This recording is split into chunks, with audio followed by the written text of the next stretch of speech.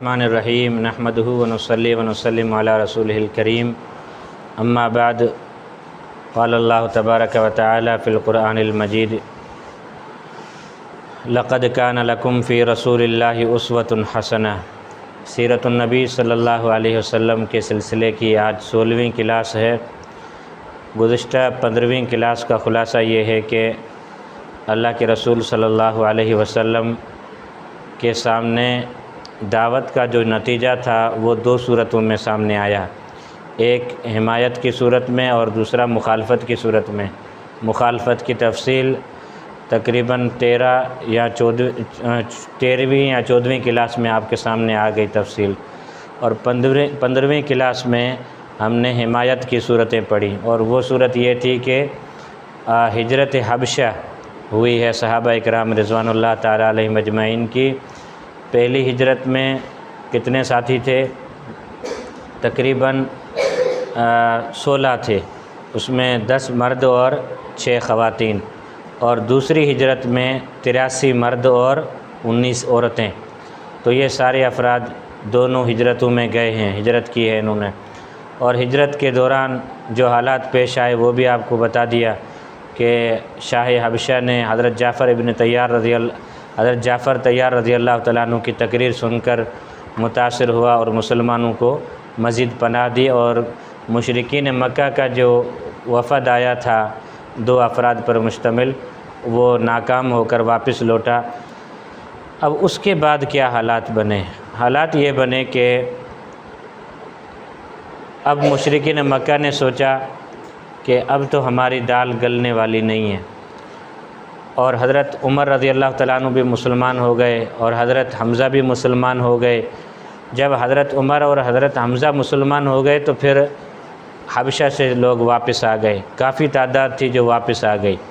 और उन्होंने देखा कि उमर रज़ी अल्लाह तआला अन्हु के इस्लाम लाने से अब मक्के के हालात बेहतर हो जाएंगे और जो पहले जिन तकलीफ़ों का और जिन मुसीबतों का सामना करना पड़ रहा था, अब उन तकलीफ़ों का सामना नहीं होगा। तो काफ़ी तादाद वापस आ गई थी और उसकी तफसील नहीं आती है कि कितने लोग वापस आए, लेकिन बहरहाल बड़ी तादाद वापस आ गई थी जो दूसरी हिजरत के लिए गए थे हबशा की तरफ।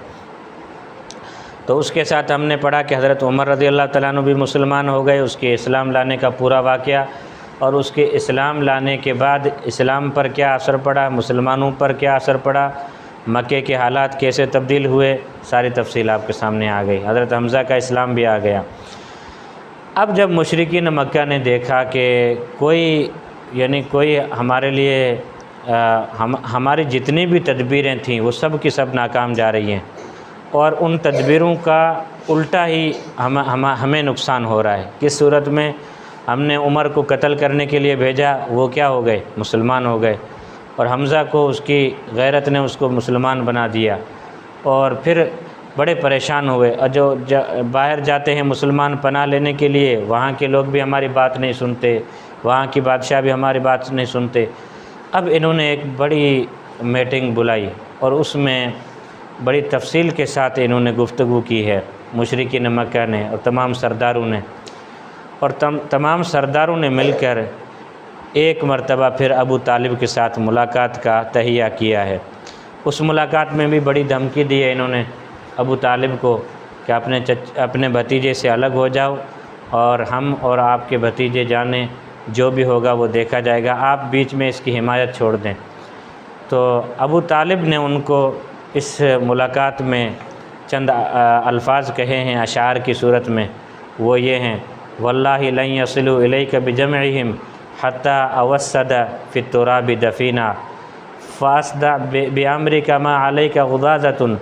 तो अबू तालिब का ये आज़्म मुसम्मम देखकर ये लोग नाकाम वापस लौट गए। अब इन्होंने इरादा किया कि सोशल बाइकाट किया जाए और सोशल बाइकाट के लिए इन्होंने फिर से मीटिंग बुलाई है। इसमें बड़े बड़े सरदार आपस में बैठे हैं और उन्होंने कहा कि अब सोशल बाइकाट किया जाए इनसे। तो जब सोशल बाइकाट का ऐलान हुआ तो उस वक्त हुज़ूर सल्लल्लाहु अलैहि वसल्लम के जो ख़ानदान में लोग थे, बनु अब्दुल मुत्तलिब, बनु हाशिम और इस तरह चंद दूसरे ख़ानदानों के लोग जो हुज़ूर सल्लल्लाहु अलैहि वसल्लम या बनु अब्दुल मुत्तलिब या बनु हाशिम के हलीफ़ थे, वो यहाँ पे मिल गए हुज़ूर सल्लल्लाहु अलैहि वसल्लम के साथ। जब ये आपस में मिले और इन्होंने हुज़ूर सल्लल्लाहु अलैहि वसल्लम को कहा कि हम इस सोशल बाइकाट में आपके साथ हैं, बनु अब्दुल मुत्तलिब और बनु हाशिम, इन्होंने कहा कि हम सोशल बाइकाट में आपके साथ हैं और मुशरिकीन मक्का का हम साथ नहीं देंगे, अगरचे हमें कितनी बड़ी तकलीफ़ों का, कितनी बड़ी मुसीबतों का सामना क्यों न करना पड़े। तो ये मिल गए हुज़ूर सल्लल्लाहु अलैहि वसल्लम के साथ। अभी सोशल बाइकाट के लिए इन्होंने एक ख़त लिखा है, या ऐसा कहें कि एक तहरीरनामा लिखा है। उस तहरीरनामे में इन्होंने ये लिखा कि इस ख़ानदान के साथ सोशल बाइकाट है, इनके साथ इसमें क्या होगा, ये चंद चीज़ें हैं कि इनके साथ न कोई शादी करेगा, न इनको कोई लड़की देगा, न इनसे कोई लेगा, न इनको कोई राशन पानी पहुंचाएगा, न इनको कोई खाना पहुंचाएगा, कुछ भी नहीं होगा। तो इनको एक ही जगह पे मासूर किया जाएगा, इनको बंद किया जाएगा। तो ये उनको वहाँ पे लगा दिया, ख़त को हरम मक्का के अंदर, यानी काबे की दीवार के साथ लगा दिया। ये उस दौर में किसी भी बड़े ख़ानदान के साथ ला ताल्लुकी का या सोशल बाइकाट का के ऐलान का बस यही तरीका था। तो हुज़ूर सल्लल्लाहु अलैहि वसल्लम और बनु अब्दुल मुत्तलिब, बनु हाशिम के साथ इन्होंने ये बाइकाट का एलामिया जो है वो वहाँ पे लगा दिया काबे की दीवार पे। अब अबू तालिब, हुज़ूर सल्लल्लाहु अलैहि वसल्लम और कुछ औरतें, कुछ मर्द, बच्चे, ये सारे के सारे उसमें बंद हो गए। शैब अबी तालिब, शैब का माना है घाटी, अबी तालिब का माना है वो घाटी जिसमें अबू तालिब वाले रहा करते थे। फिर बाद में इसका नाम पड़ा है शैब अबी तालिब। पहले इस घाटी का नाम शैब अबी तालिब नहीं था। जब ये 3 साल कैद काटी है हुज़ूर सल्लल्लाहु अलैहि वसल्लम ने, उसके बाद इस घाटी का नाम शैब अबी तालिब पड़ा है। तो इसमें हुज़ूर सल्लल्लाहु अलैहि वसल्लम ने 3 साल का अरसा गुजारा है, और इस हालत में गुजारा है कि चंद दिन में राशन पानी ख़त्म हो गया और बाहर निकलने की भी इजाज़त नहीं थी। चारों तरफ पहाड़ थे, या पहाड़ के बीच में एक बंद जगह थी, बस उसी में बैठते थे, खाना पीना सोना और सब कुछ वहाँ पर।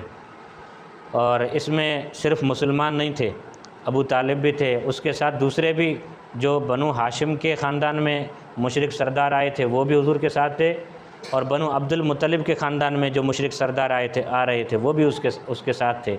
ये हुज़ूर सल्लल्लाहु अलैहि वसल्लम के साथ क्यों हो गए?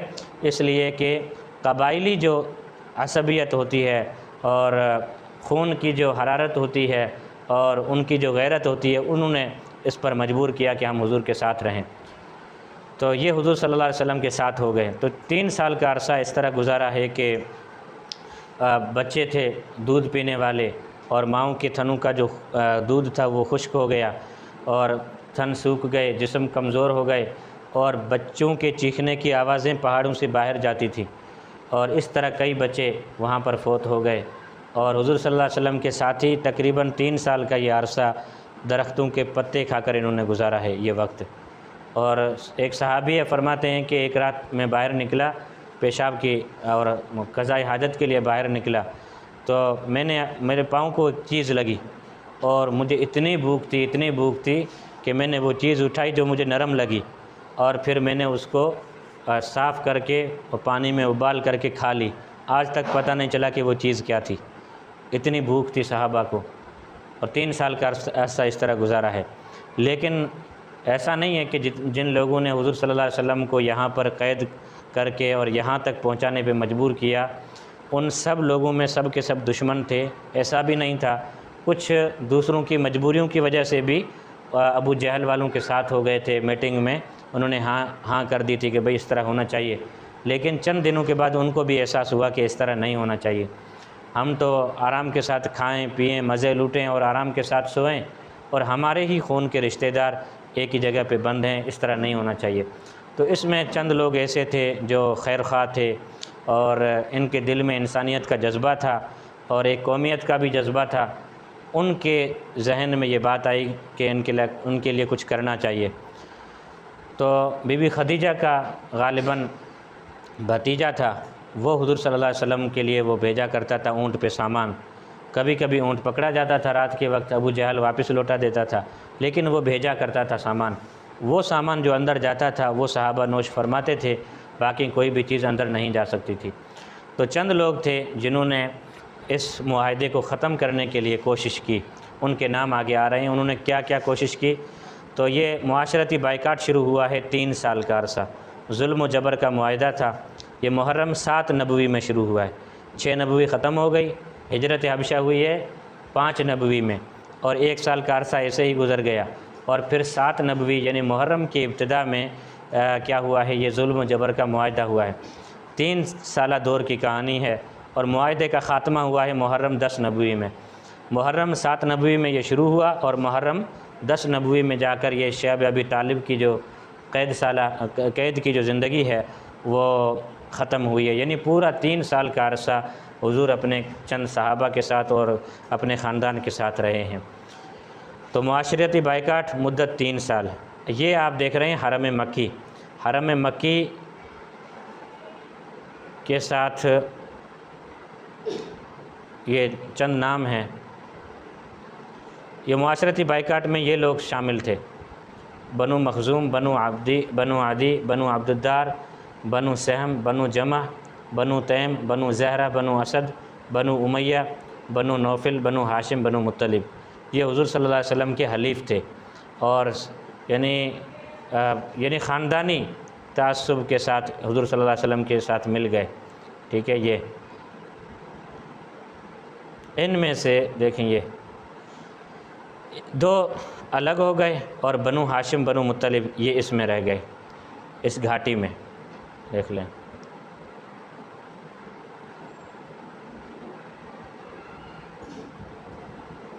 ये हरम मक्की है, और सफ़ा और मरवा की पहाड़ी ये आप देख रहे हैं पूरा रास्ता, इससे ये घाटी निकलती है। यहाँ पर ही हुज़ूर सल्लल्लाहु अलैहि वसल्लम का घर था करीब में, और ये बड़ी घाटी है। आज भी यही इसकी सूरत है देखने में। यहाँ पर मासूर हो गए हुज़ूर सल्लल्लाहु अलैहि वसल्लम। तो इतने सारे कबाइल में से ये चंद कबीले जो हैं वो हुज़ूर सल्लल्लाहु अलैहि वसल्लम के ख़िलाफ़ थे, और बनु हाशिम और बनु मुत्तलिब ये हुज़ूर सल्लल्लाहु अलैहि वसल्लम के साथ थे। ठीक है,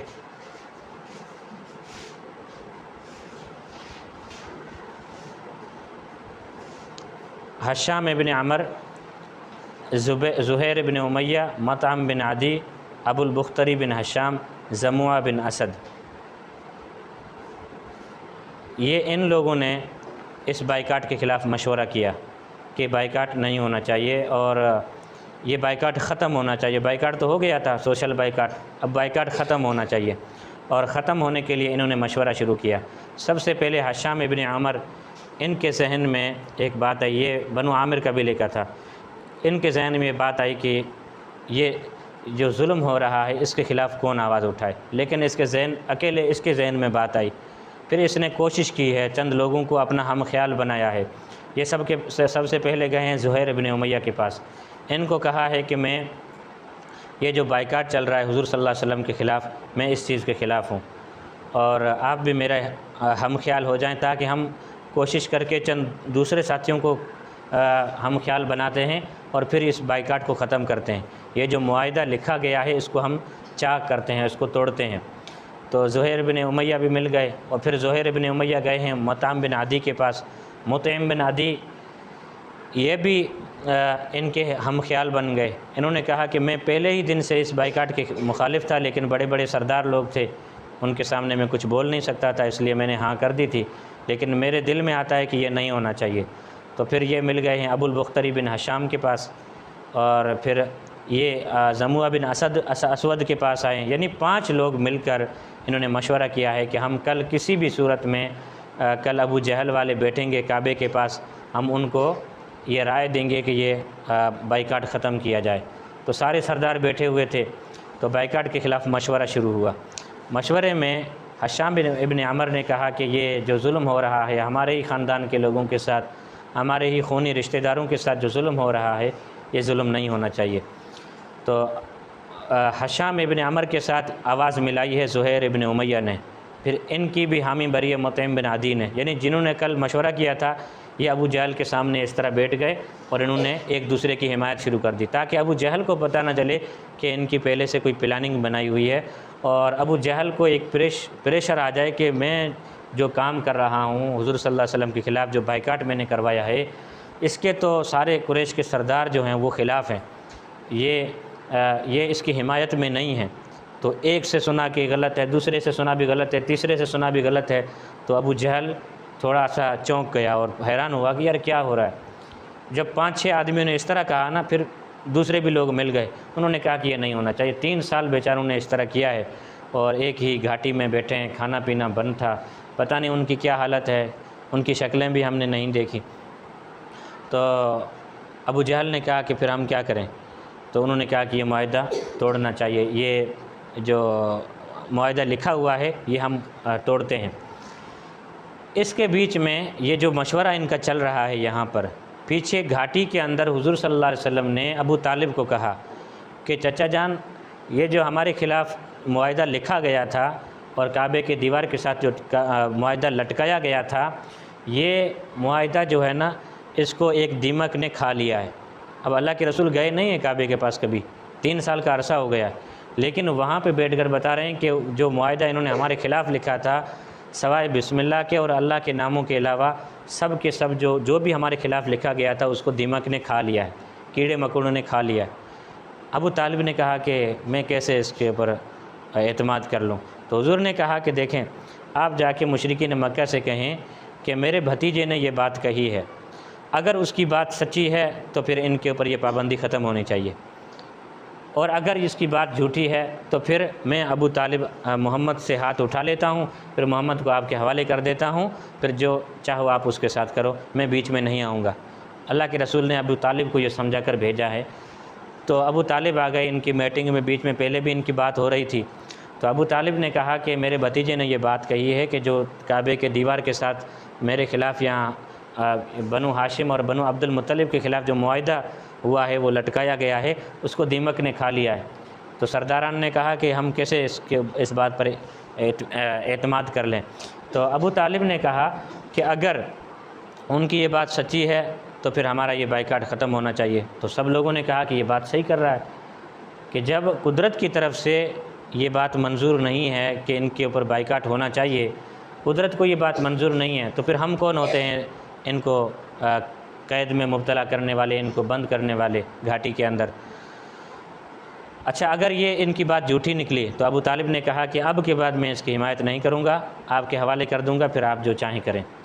तो सब मिलकर गए हैं अंदर, काबे के अंदर, देखा कि वाकई वो उन्होंने जो मुआहदा लिखा हुआ था सारा का सारा दीमक ने खा लिया है, सारा का सारा ख़त्म हो चुका है। और फिर सब ने कहा कि ठीक है, अब बाहर निकलना चाहिए इनको। तो हुज़ूर सल्लल्लाहु अलैहि वसल्लम बाहर निकले हैं अपने ख़ानदान के साथ, और ख़ानदान में सिर्फ़ बनु अब्दुल मुत्तलिब और बनु हाशिम ये 2 ख़ानदान हुज़ूर के साथ थे। उसके अलावा जितने भी कुरैश के ख़ानदान थे, बनु फ़हर के ख़ानदान थे, ये सब के सब बाइकाट में हुज़ूर सल्लल्लाहु अलैहि वसल्लम के ख़िलाफ़ थे और उन्होंने बाइकाट के लिए मशवरा दिया था और बाइकाट के लिए कोशिशें की थी। अब जैसे ही हुज़ूर सल्लल्लाहु अलैहि वसल्लम बाहर निकले हैं सहाबा के साथ, अपने घर वालों के साथ, अपने ख़ानदान के साथ, तो मुसीबतों पर मुसीबत, एक मुसीबत से जान छूटी है तो अब दूसरी मुसीबत भी सर पे है। जैसे ही बाहर निकले तो अबू तालिब, वो 3 साल की भूख थी और 80 साल से बड़ी उम्र थी उनकी, बूढ़े हो चुके थे और सिर्फ हड्डियां रह गई थी और कुछ भी नहीं था। बाहर निकले तो चलने फिरने के भी काबिल नहीं थे, बिस्तर पे लेट गए और ऐसा लगता था कि आज जाएं या कल जाएं, इतने बीमार हो चुके थे। तो मुशरिकीन मक्का ने बड़ा मशवरा किया कि अब हम क्या करें। अब मोहम्मद के बारे में अबू तालिब से हम फाइनली बात करते हैं और कोई ऐसी बात कर लेते हैं ताकि कुछ वायदे वो हमसे ले और कुछ वायदे मोहम्मद से लेकर हमें दे दे, ताकि अगर उसके मरने के बाद हम मोहम्मद के ऊपर हाथ उठाएंगे तो दूसरे जो कबीले हैं अरब के, वो हमें ताना देंगे कि इतने साल तो इनकी हिम्मत नहीं हुई, जब इनके चचा फोत हो गए, बूढ़े होकर फोत हो गए, अब इनके अंदर ये हिम्मत आ गई कि उसके ऊपर हाथ उठा रहे हैं, तो कल हमें ये ताना साना न पड़े। हम ऐसा कोई सुलह वाला मुआहदा करते हैं ताकि इसमें हम दोनों के बीच में एक अच्छी बात हो जाए कि एक वायदा वो करें मोहम्मद हमारे साथ, एक वायदा हम उनके साथ करते हैं। चलो ये फिर आए अबू तालिब के पास। अबू तालिब को कहा कि देखें आप जाने वाले हैं अल्लाह की तरफ, अब हम आपसे एक इंसाफ वाली बात करते हैं, आप उसके ऊपर अमल करें। वो ये है कि आज के बाद न हम मोहम्मद को कोई तकलीफ़ देंगे, न परेशान करेंगे, न मोहम्मद के किसी साथी को हम परेशान करेंगे, न हम इनके दीनी कामों में कोई रुकावट डालेंगे। ये हम वादा करते हैं आपके साथ। और एक वादा आप मोहम्मद से लेकर भी हमें दे दें, वो ये है कि आज के बाद मोहम्मद और उसके साथी हमारे बुतों के ख़िलाफ़ कुछ भी नहीं कहेंगे, हमारे आबा व अजदाद के ख़िलाफ़ कुछ भी नहीं कहेंगे, ये आप उनसे वादा लेकर दे दें हमें, तो आधी आधी बात हो जाएगी। तो अबू तालिब ने बुलाया हुज़ूर को, कहा कि तेरी कौम के लोग आए हैं और उन्होंने इंसाफ की बात की है, एक वादा वो आपसे लेना चाहते हैं और एक वादा उनसे हम लेना चाहते हैं, वो ये है कि आज के बाद ये आपको तकलीफ़ नहीं पहुँचाएँगे और ना आपके साथियों को तकलीफ़ पहुँचाएँगे और ना आज के बाद आप इनके बुतों को बुरा भला कहेंगे। तो हुज़ूर सल्लल्लाहु अलैहि वसल्लम ने फरमाया कि ए चाचा जान, आप इनसे कहें कि मैं आपको एक ऐसी बात ना बताऊं, एक जुमला ऐसा ना बताऊं जिस जुमले की वजह से पूरा अरब आपका ताबेदार होगा और पूरा अजम जो है वो आपका बाजगुज़ार होगा, यानी आपको टैक्स देने वाला होगा, आपका ग़ुलाम होगा। पूरा अजम आपका ग़ुलाम होगा और पूरा अरब जो है वो आपकी मातहती में होगा, आपकी हुकूमत में होगा, यानी पूरी कायनात की बादशाही मिल रही है उस एक जुमले के बदले में। तो सब के सब खुश हो गए। अबू जहल ने कहा कि ये जुमला एक मरतबा नहीं, हम 10 मरतबा कहने के लिए तैयार हैं, बताएं कौन सा जुमला है। तो हुज़ूर ने फिर वही बात की कि पढ़ लें ला इलाहा इल्लल्लाह मुहम्मद रसूलुल्लाह। ये वो ऐसा कलमा है जो आगे जाकर आपको ये फ़ायदा देगा कि पूरा अरब आपका ग़ुलाम होगा, पूरा अरब आपका ताबेदार होगा और जो अजम के ममालिक हैं, अजम के लोग हैं, वो आपकी हाज़िरियाँ भरने यहाँ पे आएंगे। इस कलमे में और इस जुमले में इतना पावर है। तो अबू जहल ने कहा कि ये कभी नहीं सुधरेगा, इसके ऊपर हमने इतनी मेहनत की है। तो बोला कि तेरा मामला बहुत ही बड़ा अजीब है। तो ये अजीब का जो जुमला अबू जहल ने जो इस्तेमाल किया है ना, तो अल्लाह ताला ने ये जुमला उठाकर कुरान मजीद में भी इस्तेमाल किया है कि वो पूरी बात नकल की है। स्वाद वल कुरान ज़िक्र बलिल्लज़ीना कफ़रू फ़ी इज़्ज़तिन व शिक़ाक़ कम अहलकना मिन क़ब्लिहिम मिन क़र्निन फ़नादव वला तहीन मनास व अजिबू अन जाअहुम मुनज़िरुम मिनहुम फ़क़ालल काफ़िरून हाज़ा साहिरुन कज़्ज़ाब अजअलल आलिहता इलाहन वाहिदा इन्न हाज़ा लशैउन उजाब। उजाब का माना है अजीब चीज़। अबू जहल ने उस वक्त यही कहा था कि हम तमाम माबूदों को छोड़कर सिर्फ़ एक को मानना शुरू कर दें, ये कैसे हो सकता है, तेरी बात भी अजीब है। तो अल्लाह ताला ने ये जुमला कहाँ पे लगा दिया, कुरान मजीद में इस्तेमाल कर दिया। तो अब अबू जहल वाले मुकम्मल तौर पे मायूस हो गए कि अपना चच्चा बिस्तर मर्ग पर है, मरने वाला है, उसकी बात भी आप अब तक मानने के लिए तैयार नहीं है, तो फिर कल हमारे हाथ में कब आएगा। फिर उन्होंने कहा कि जो होगा फिर देख लेंगे, अब इस बूढ़े को मरने दो। ये जुमले उन्होंने इस्तेमाल कर दिए। तो 6 महीने के बाद जैसे ही बाहर निकले, 6 महीने के बाद इंतकाल हुआ है अबू तालिब का। 6 महीने के बाद रजब के अंदर इंतकाल हुआ, मुहर्रम में बाहर निकले हैं शैब अबी तालिब के कैद से, और रजब के महीने में इनका इंतकाल हुआ 6 महीने बाद। जैसे ही इंतकाल हुआ तो हुज़ूर सल्लल्लाहु अलैहि वसल्लम को इतना गम हुआ, इतनी परेशानी हुई कि एक चचा था जो बड़ा सहारा था, इतना बड़ा सहारा था कि सारा अरब हुज़ूर के मुखालिफ हो गया, लेकिन काफिर होने के बावजूद, मुशरिक होने के बावजूद ये हर वक्त हुज़ूर सल्लल्लाहु अलैहि वसल्लम के ऊपर साहिबान बन के बैठा था, सायादार दरख्त की तरह हुज़ूर के लिए छाँव बना बैठा था। तो जब इतना बड़ा सहारा चला जाता है तो बंदे को दुख भी होता है। और बड़ा दुख ये भी था कि जब ये सकरात में थे, अपने चचा के पास गए कि चचा आप कलमा पढ़ लें। तो अबू तालिब ने कहा कि देखें, मैं अगर आपका दीन इख्तियार कर लेता हूँ, दीन मोहम्मदी, तो फिर कल अरब की औरतें जो हैं मेरे ऊपर ताना कसेंगी कि पूरी ज़िंदगी जो गुजारी है 80 साल वो गुजारी है अब्दुल मुत्तलिब के दीन पर या जाहिलियत के दीन पर। अब जब मरा तो खुदा के खौफ से या जहन्नम के डर की वजह से, इतना बड़ा सरदार था, वो डर की वजह से ऐसे ही चला गया और दूसरे का दीन इख्तियार करके चला गया। तो मैं ये ताना बर्दाश्त नहीं कर सकता। अब देखें, अल्लाह ताला किसी को हिदायत नहीं देना चाहता तो क्या करें, तो उसकी अकल भी इसी तरह मारी जाती है। तो अबू तालिब ने कहा कि मैं ये दीन इख्तियार करने वाला नहीं हूँ। एक बात ये भी थी कि वो इस तरह कह रहे थे, और दूसरी बात ये थी कि अबू जहल और 2-3 सरदार वो भी साथ में बैठे हुए थे, वो अबू तालिब को बार बार मना कर रहे थे और कह रहे थे कि आप इस तरह करोगे तो ये हो जाएगा, इस तरह करोगे तो ये हो जाएगा, यानी बड़े बड़े नुकसानात का ख़दशा दिलाया। तो अबू तालिब उनके प्रेशर में आकर भी उन्होंने कलमा नहीं पढ़ा। तो अबू तालिब का इंतकाल हो गया और हुज़ूर सल्लल्लाहु अलैहि वसल्लम को बड़ा दुख हुआ। तो किसी सहाबी ने पूछा, गालिबन बुखारी में रिवायत है कि या रसूलुल्लाह, आपने यानी आपके चचा को आपसे क्या फ़ायदा मिला? उसने तो पूरी ज़िंदगी आपको फ़ायदा दिया, यानी इतना बड़ा अरसा आपका साथ दिया, 13 साल आपके साथ रहे, यानी जिस दौर में आपके ऊपर तलवारें उठने वाली थी वो ढाल बन के आपके सामने खड़े रहे, उन्होंने आपकी हिफाजत की है। लेकिन आपके नबी होने ने आपके चचा को क्या फ़ायदा दिया? तो हुज़ूर सल्लल्लाहु अलैहि वसल्लम ने फरमाया कि मेरे नबी होने ने ये फ़ायदा दिया कि वो अगरचे मरा है कुफ्र पर, लेकिन मेरी सिफारिश फिर भी इसके बारे में चलेगी, और उम्मीद है कि क़यामत के दिन अल्लाह ताला उसके पूरे जिस्म को अज़ाब में मुब्तला न करे, सिर्फ़ जहन्नम की एक जूती पहनाएगा बस, जिसकी वजह से सिर्फ़ वहाँ पे अज़ाब होगा, पूरा जिस्म अज़ाब के अंदर मुब्तला नहीं होगा। तो इतना तो होगा, बाकी कलमा नहीं पढ़ा है तो अल्लाह का उसूल है और अल्लाह का कानून है, जो मुशरिक होकर मरता है वो कभी भी जन्नत में नहीं जा सकता, जन्नत तो नहीं मिलेगी, और जहन्नम का भी पूरा अज़ाब नहीं होगा। जो जहन्नम की तह में चले जाते हैं इस तरह का अज़ाब नहीं होगा, इसको अलग ही वादी में बिठाया जाएगा और वहाँ पर सिर्फ़ उसको जहन्नम की चप्पलें पहनाई जाएंगी और कुछ नहीं होगा। तो अबू तालिब का इंतकाल हो गया। अब अबू तालिब के इंतकाल के वक्त हुज़ूर ने फरमाया कि मैं इसके लिए दुआए मग़फ़िरत करता रहूँगा, जब तक अल्लाह ने मना नहीं किया तब तक मैं इसके लिए दुआए मग़फ़िरत करता रहूँगा। तो अल्लाह के रसूल दुआए मग़फ़िरत करते रहे अपने चचा के लिए। फिर कुरान मजीद की ये आयत नाज़िल हुई, मा कान लिन्नबिय्यि वल्लज़ीना आमनू अन यस्तग़फ़िरू लिलमुशरिकीन वलौ कानू उली क़ुरबा मिन बअदि मा तबय्यन लहुम अन्नहुम अस्हाबुल जहीम, कि किसी नबी के लिए ये इजाज़त नहीं है कि अपने मुशरिक रिश्तेदारों के लिए दुआए मग़फ़िरत करता रहे। तो अल्लाह के रसूल ने उसके बाद दुआए मग़फ़िरत करना ही छोड़ दी। तो अबू तालिब के इंतकाल के वक्त हुज़ूर को बड़ा गम पहुँचा।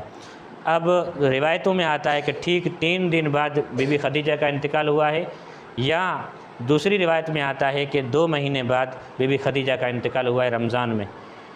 अच्छा, जो लोग कहते हैं कि 3 दिन बाद खदीजा का इंतकाल हुआ है, तो उनके कहने के मुताबिक अबू तालिब का जो इंतकाल हुआ है वो भी रमज़ान के अंदर हुआ है, रजब में नहीं हुआ। ठीक है, जो लोग कहते हैं 2 महीने बाद उनकी वफ़ात हुई है बीबी खदीजा की, तो उनका कहना ये है कि अबू तालिब का इंतकाल हुआ है रजब में और ख़दीजा का इंतकाल हुआ है रमज़ान शरीफ में। तो रमज़ान में बीबी खदीजा रज़ी अल्लाह तआला अन्हा की भी वफ़ात हो गई। और बीबी खदीजा वो हैं जिन्होंने हुज़ूर सल्लल्लाहु अलैहि वसल्लम के ऊपर ईमान लाया। सबसे पहले औरतों में सबसे पहले ईमान किसने लाया? बीबी खदीजा ने। और हुज़ूर सल्लल्लाहु अलैहि वसल्लम का फरमान है, और कहा करते थे, और बड़ा अरसा वफ़ात तक बीबी खदीजा को याद करके कहा करते थे कि खदीजा ने उस वक्त मुझ पर ईमान लाया जिस वक्त पूरे मक्के ने मुझे झुठला दिया था, और जिस वक्त सब ने मुझे कज़्ज़ाब कहा उस वक्त इसने मेरी तस्दीक की, और जिस वक्त मेरे पास कुछ भी नहीं था बीबी खदीजा का माल इस्लाम के लिए काम आया। और इतनी बड़ी वफ़ादार बीवी जब फ़ौत हो जाती है तो इंसान को बड़ा दुख होता है। तो हुज़ूर सल्लल्लाहु अलैहि वसल्लम को बड़ा दुख हुआ बीबी खदीजा के इंतकाल पर। इनकी कब्रों की ज़ियारत भी हम करेंगे इंशाअल्लाह आगे। और फिर नंबर 3, कुरैश की मुखालफत अब ज़ोरों पर है कि हुज़ूर सल्लल्लाहु अलैहि वसल्लम जब ताइफ इनकी वफ़ात हो गई है अबू तालिब की और खदीजा की, मुशरिकीन मक्का को पता चल गया कि अब इनका कोई भी सहारा नहीं है। घर में तसल्ली देने के लिए औरत थी वो भी नहीं है, और बाहर वो चचा थे उनके सरदारी की वजह से और उनके उम्र की वजह से, उसके बड़ापन की वजह से लोग इसको तकलीफ़ नहीं पहुंचाते थे। तो अब क्या होगा, इन्होंने यानी मुखालफत ज़ोरों पर कर दी है। इस तरह किया है कि कभी कभी हुज़ूर जहाँ से गुज़रते थे कांटे बिछा दिए जाते थे, और हुज़ूर सल्लल्लाहु अलैहि वसल्लम के ऊपर किसी दूसरी मंजिल से ये नहीं होता थाल या तगारी, ये मिट्टी की भरकर हुज़ूर सल्लल्लाहु अलैहि वसल्लम के सर पर फेंकी जाती थी। ये जब हुज़ूर के साथ इंतहाई किस्म का घटिया सलूक शुरू हुआ, उस वक्त हुज़ूर सल्लल्लाहु अलैहि वसल्लम ने फ़ैसला किया कि अब हमारा मक्के में रहना दुश्वार है, बड़ा मुश्किल है, अब हम मक्के में रह कर क्या करें। 2 सहारे भी चले गए, अब घर में जाते हैं तो घर खाता है कि ऐसा होता है ना, घर का प्यारा जब चला जाता है तो घर में बैठा ही नहीं जाता। तो हुज़ूर सल्लल्लाहु अलैहि वसल्लम अपने बच्चों को छोड़कर ताइफ़ की तरफ निकले हैं, उसका किस्सा भी इंशाअल्लाह आगे आ रहा है। और फिर नंबर 4, सौदा बिन ज़मुआ से निकाह हुआ है शवाल में। रमज़ान के बाद सौदा बिनते ज़मुआ से हुज़ूर सल्लल्लाहु अलैहि वसल्लम का निकाह हुआ है। ये पहले सकरान इब्न अमर के निकाह में थी, हिजरत हबशा में भी हिजरत करके गई थी और वहाँ से वापस आई और फिर बेवा हो गई। और उसके बाद हुज़ूर सल्लल्लाहु अलैहि वसल्लम को चंद साथियों ने मशवरा दिया कि आपको अब दोबारा निकाह करना चाहिए। तो हुज़ूर सल्लल्लाहु अलैहि वसल्लम ने पैगाम भेजा है सौदा बिनते ज़मुआ को। सौदा बिन ज़मुआ के साथ हुज़ूर सल्लल्लाहु अलैहि वसल्लम का निकाह हुआ है। ये थोड़ा सा नक्शा हम देख लेते हैं, ठीक है। ये कब्रें हैं, ठीक है, मस्जिद हराम और उनका नक्शा है। बीबी खदीजा की कब्रें, खदीजा और अबू तालिब की कब्रें, अब इस साल को हुज़ूर सल्लल्लाहु अलैहि वसल्लम ने क्या नाम दिया है? इस साल को हुज़ूर सल्लल्लाहु अलैहि वसल्लम ने आमुल हुज़न कहा है।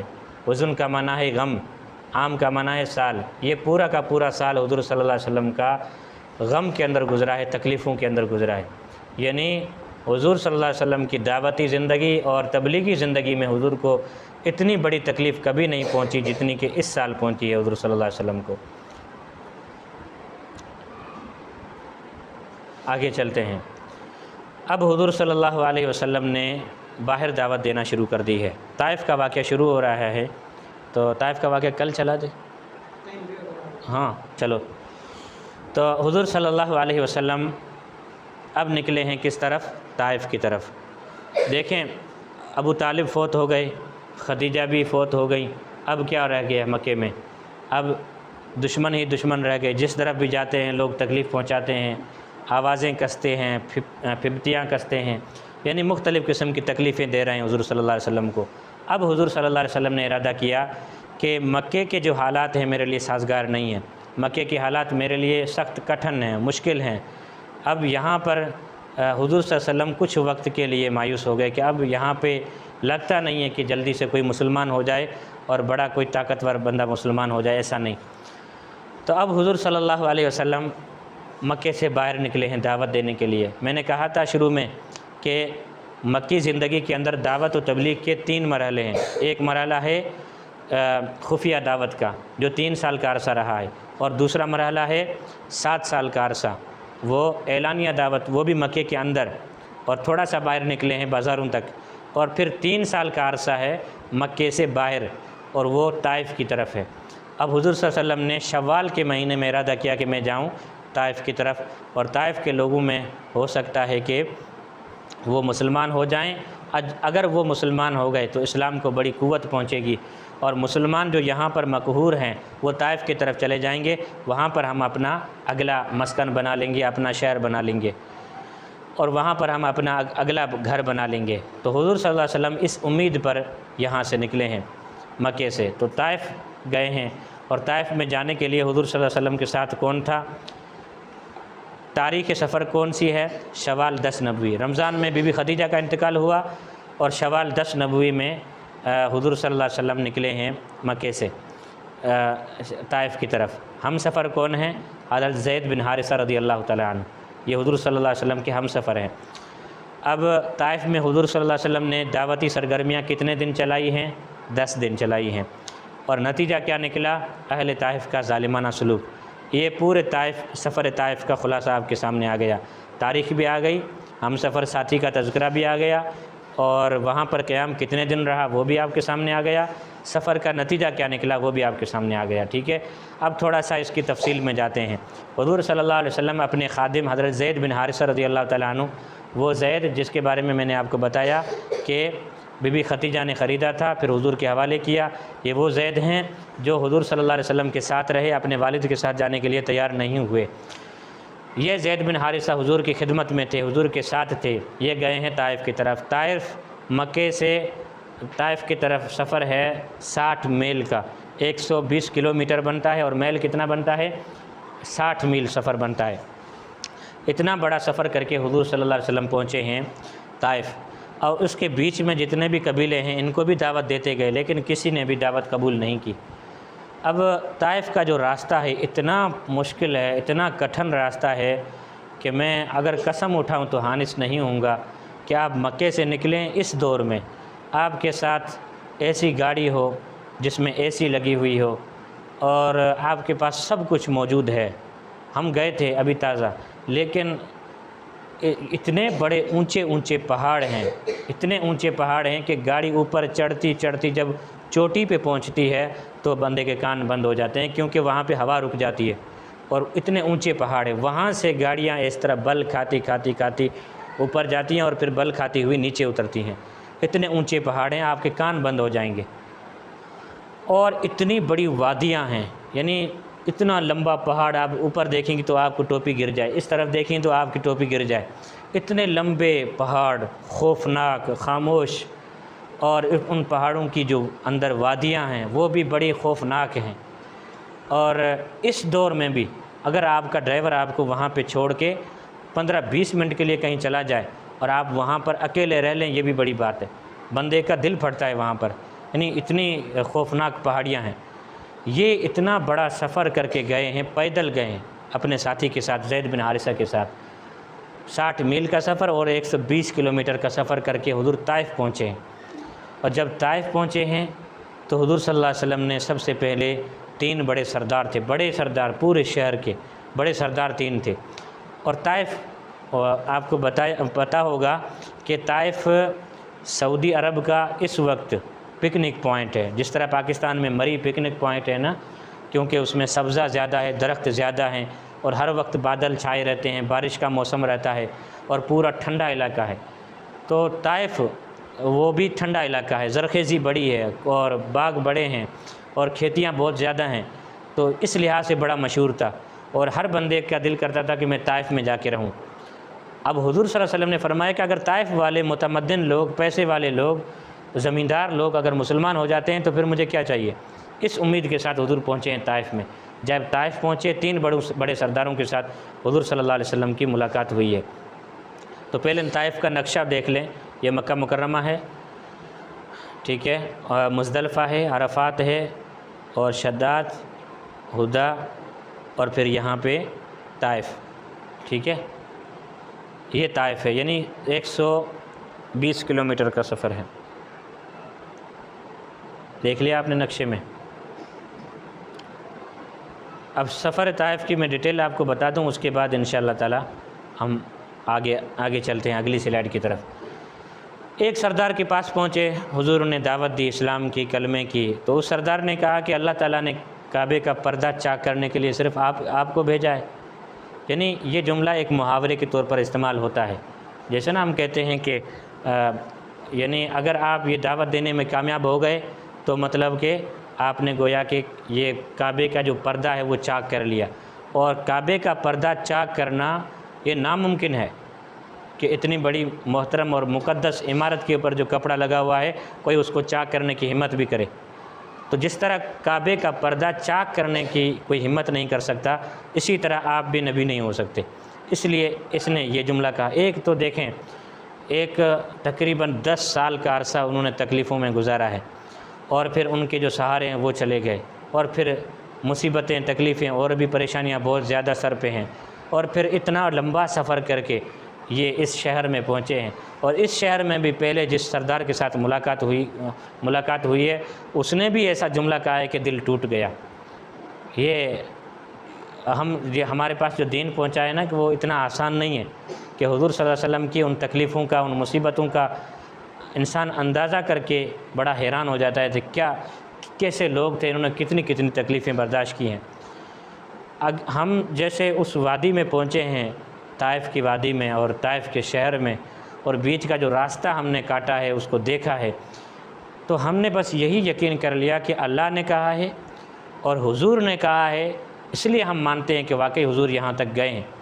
बाकी इंसान को लगता नहीं है कि यहाँ पर कोई जा भी सकता है पैदल और इतने बड़े ख़तरे मोल कर यहाँ पर भी जा सकता है, बड़ा मुश्किल है। बहरहाल हुज़ूर वहाँ पे एक सरदार के पास गए तो उन्होंने ये बात की। दूसरे सरदार के पास गए तो उसने कहा कि देखें, उसने भी इस तरह की बात की हुज़ूर सल्लल्लाहु अलैहि वसल्लम के बारे में।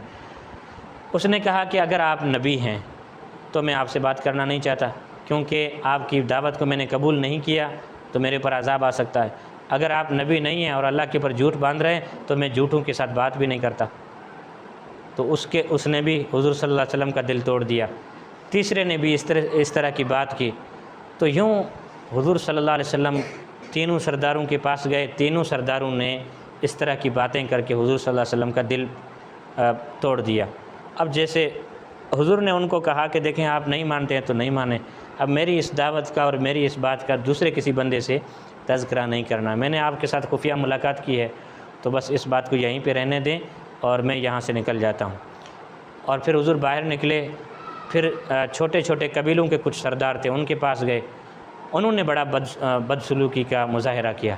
उन्होंने हुज़ूर सल्लल्लाहु अलैहि वसल्लम को जैसे ही शहर से और घर से बाहर निकाला है और निकाल के कहा, ओबाश जितने भी लड़के थे शहर के, सब लड़कों को कहा कि आप ये जिस रास्ते पे जाएंगे उस रास्ते के किनारों पे आप खड़े हो जाएं और इन दोनों बंदों का आप पत्थरों के साथ इस्तकबाल करें। तो हुजूर जैसे ही वहाँ से निकले तो इन्होंने गालियाँ दी, पत्थर फेंके, कांटे फेंके, पता नहीं क्या क्या चीज़ें फेंकी और पत्थर फेंकते जाते थे, गालियाँ देते जाते थे। हज़रत ज़ैद रज़ी अल्लाह तआला अन्हु थे हुजूर सल्लल्लाहु अलैहि वसल्लम के साथ, कभी इस तरफ आ रहे हैं, कभी उस तरफ आ रहे हैं, कभी आगे तो कभी पीछे, सिर्फ़ इसलिए कि जो भी पत्थर आए, जितने पत्थरों को मैं रोक सकता हूँ रोक लूँ अपने जिस्म के ऊपर। तो हुजूर से ज़्यादा हज़रत ज़ैद ज़ख्मी हो गए, लेकिन उनका निशाना बहरहाल हुजूर ही थे और जिस तीन तरफ से हज़रत ज़ैद नहीं आ रहे थे तो वहाँ से जितने भी पत्थर लगे हुजूर सल्लल्लाहु अलैहि वसल्लम को ही लगे हैं। और खून इतना बहा है कि जिस्म बहुत ज़्यादा कमज़ोर हो गया। जब इंसान के जिस्म से बहुत ज़्यादा खून बहता है ना तो बेहोश हो जाता है, तो हुजूर वहाँ पे बेहोश हो गए। और जो रिवायतों में आता है कि खून ऐसे जैसे नहीं गुस्ल करते हैं पानी से और पानी जूते के साथ चिपक जाता है, तो इसी तरह खून भी जूते के साथ चिपक गया और पाँव से जूता निकल नहीं रहा था, चमड़े का था नाल मुबारक। तो इस तरह खून बहा है इतना बड़ा। जैसे गिरे हैं फिर उन्होंने उठाया है कंधों से ज़ालिमों ने और कहा कि निकलो आगे चलो। फिर किसी तरह अपने अंदर हिम्मत पैदा करके आगे चलें तो फिर पत्थर बरसाएँ। इस तरह करते करते तकरीबन 3 किलोमीटर का फ़ासला तय किया है और 3 किलोमीटर तक पत्थरों की बारिश रही है। 3 किलोमीटर के बाद अब वो मस्जिद है, मस्जिद अद्दास। उस मस्जिद अभी जो मस्जिद बनी हुई है अद्दास, मस्जिद अद्दास तस्वीर में आएगी इंशाल्लाह। तो मस्जिद अद्दास के पास जैसे ही हुजूर सल्लल्लाहु अलैहि वसल्लम बैठे हैं वहाँ पर, और एक दरख्त है खजूर का, एक बाग है उतबा और शैबा का, ये दोनों भाई थे और रबिया के बेटे थे। इन दोनों भाइयों का बाग था और ये दोनों भाई रहने वाले थे मक्के के, हुजूर के करीबी रिश्तेदार थे। ये उनका बाग था ताइफ में। ये सरदार भी दोनों बैठे हुए थे अपने बाग में। उन्होंने ये सारा सलूक देखा और देख रहे थे और उन्होंने आने दिया, बाग के अंदर पना दिया और बिठा दिया हुजूर सल्लल्लाहु अलैहि वसल्लम को। लेकिन ख़ुद हुजूर के साथ मिलने नहीं गए, दूर से देख रहे थे। और जैसे ही आगे आ रहे थे हुजूर सल्लल्लाहु अलैहि वसल्लम, उन्होंने आगे आने दिया और हुजूर एक दरख्त के नीचे बैठ गए, खजूर का दरख्त था, नीचे बैठ गया। तो हज़रत ज़ैद ने खिदमत की है और सही तरह से बिठाया है। तो बेहोशी में हैं, जब होश आया, आँखें खुली हैं, तो फिर उन नौजवानों को भी रहम आ गया। ठीक है, वो भी काफिर थे, लेकिन उन्होंने देखा कि हमारे शहर का है, हमारे खून का है, इसके साथ इस तरह का सलूक नहीं होना चाहिए। तो उन्होंने हुजूर सल्लल्लाहु अलैहि वसल्लम के लिए कुछ खजूरें भेजी हैं और कुछ अंगूर भेजे हैं, अपने ग़ुलाम को दिए हैं। अद्दास नाम था उनका, अद्दास को दिया कि दे आएँ उस बंदे को। तो अद्दास गए हुजूर के पास। तो हुजूर सल्लल्लाहु अलैहि वसल्लम ने अद्दास को देखकर सबसे पहले वो अंगूर अपने हाथ में लिए हैं और बिस्मिल्लाह पढ़कर हुजूर सल्लल्लाहु अलैहि वसल्लम ने वो अंगूर खाएँ। तो अद्दास ने कहा कि ये आप क्या पढ़ रहे हैं? तो हुजूर ने कहा मैं बिस्मिल्लाहिर्रहमानिर्रहीम पढ़ रहा हूँ। तो अद्दास ने कहा कि ये जुमला मैंने पहली मरतबा सुना है, मैंने तो यहाँ पर किसी भी बंदे के मुँह से इस तरह का जुमला नहीं सुना। तो हुजूर ने फरमाया आपका नाम क्या है? बोला अद्दास। अब कहाँ के रहने वाले हैं? तो उसने कहा मैं नैनवा का रहने वाला हूँ। अच्छा, आप नैनवा के रहने वाले हैं, जहाँ पे मेरे भाई यूनुस रहते थे, यूनुस अलैहिस्सलाम, उनके बारे में हुजूर ने अद्दास को कहा। अद्दास हक्का बक्का रह गया, हैरान रह गया कि हज़रत यूनुस को पूरे जज़ीरत अरब में कोई पहचानने वाला नहीं है, उसका किसी ने नाम नहीं लिया, ये उसको कैसे पहचानते हैं? अद्दास ईसाई था और फिर ये सुनकर हैरान हो गए। पूछा कि आपको कैसे पता चला कि मैं यूनुस अलैहिस्सलाम के इलाके का हूँ? तो उसने कहा कि वो भी मेरे भाई हैं, वो भी नबी थे, मैं भी अल्लाह की तरफ से नबी बनाकर भेजा गया। तो अद्दास बड़े हैरान हुए और हुजूर का माथा चूमा है, हाथ चूमे हैं और हुजूर की कदम बोसी की है और हुजूर को फरमाया कि मुझे कलमा पढ़ा दो, मैं मुसलमान होना चाहता हूँ। मुसलमान हो गए, लेकिन अपने सरदारों को नहीं बताया वापस जाकर कि मैं मुसलमान हो गया हूँ। तो हुजूर ने कुछ खजूरें खाई हैं और अंगूर खाए, जिस्म में कुछ ताकत आई है। तो फिर वापस गए अपने सरदारों के पास अद्दास। तो उन सरदारों ने कहा कि ये बंदा आपको क्या कह रहा था? तो उसने कहा कि मैंने इनके मुंह से ऐसी बात सुनी है जो नबी के बगैर कोई नहीं बता सकता, वाकई ये नबी है। तो उसने कहा कि कौन सी बात बताई? तो यूनुस अलैहिस्सलाम वाली बात उसने बता दी। तो उन सरदारों ने कहा कि ऐसा ना हो कि आप इसके उम्मती हो जाएं या इसके ऊपर कलमा पढ़ लें, आपका दीन बेहतर है ईसा अलैहिस्सलाम वाला, आप अपने दीन पर कायम रहना। तो उसने कहा ठीक है, कोई मसला नहीं है। तो ये हुजूर सल्लल्लाहु अलैहि वसल्लम यहाँ तक पहुँचकर बेहोश हुए हैं और फिर ये बाग वाला वाक़या पेश आया है। मस्जिद की तस्वीर देख लें और फिर हुज़ूर सल्लल्लाहु अलैहि वसल्लम ने जो दुआ मांगी है वो हम इंशाअल्लाह कल पढ़ेंगे अगले सबक में। ये मस्जिद है, मस्जिद अदास नहीं, ये मस्जिद नहीं है,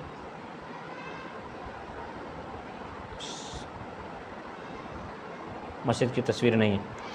मैं इंशाअल्लाह कल तस्वीर भी लाऊंगा मस्जिद की। हाँ ठीक है, चलें। अल्लाहुम्मा लकल हम्दु कुल्लु व लकश शुक्र कुल्लु व लकल मुल्कु कुल्लु व लकल खल्क़ु कुल्लु बियदिकल खैरु कुल्लु।